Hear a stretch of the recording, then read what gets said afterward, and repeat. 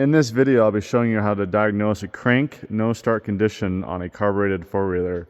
This should work for about any model, so let's get into it.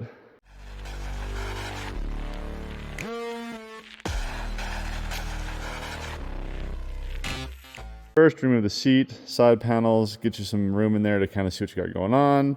You need air, fuel, spark. So we're going to check the air box. Looks good.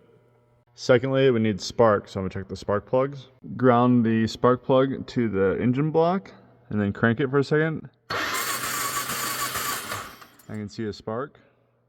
Now I'm gonna take off the air box so then it's pretty tight inside of here to see anything. So I wanted to get this air box out of my way so I can see what I got going on. All models are a little different, but just kind of do what you can to get the air box out of the way so you can get access to the carburetor and the fuel system better. Now that I have the air box out of the way, I can see what I've got going on here. And I can see that the fuel pump has fallen apart right there. I'm gonna remove the fuel pump. So I undo all the lines connecting into the fuel pump here. Squeeze in the tabs, slide them backwards so you can pop off the hoses. And on the other side, reach in, squeeze in the tab, pop off the hose, and then we're gonna undo. There's two bolts holding this on. There's one bolt here, and there's one on the other side, and we're just gonna bolt those and pull the fuel pump out. So I got the new fuel pump here. Here's the one I took out. The way this works is it uses the vacuum from your engine, and it moves the diaphragm up and down, and the movement of the diaphragm actually pumps the fuel into your carburetor.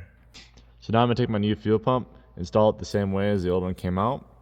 Now that I got the fuel pump in there, I'm just gonna hook my lines back up. Now that I have all three lines hooked up to the fuel pump, I'm going to start the motor and see if I got fuel coming through this fuel filter right here.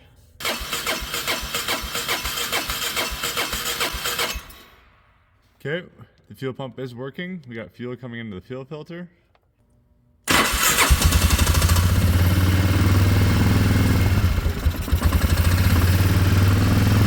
we got a fuel leak. I'm going to want to address this fuel leak before I go any further. So I was taking it apart, it broke on me, and I think this was cracked, causing the leak. But I'm going to replace it with a new hose and a new filter. I'm going to grab a new filter, find the right size hose. Remember, these are directional. There is an arrow. The arrow points towards the direction of the fuel flow. So the arrow should point towards the carburetor. Now that I got my new hoses and filter on there, we're going to try starting up again and see if we have any leaks. So after letting it run, we have no fuel leaks, everything's running like it should, and we should be good to go.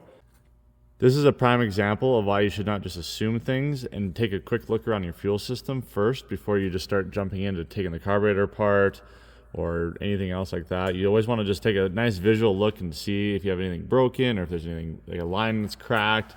Simple things like that can save you a lot of time. Normally on a no start condition, I'd say 80% of the time it is going to be something in your carburetor, or it's going to be spark, air, something like that. But most of the time it's probably in your carburetor.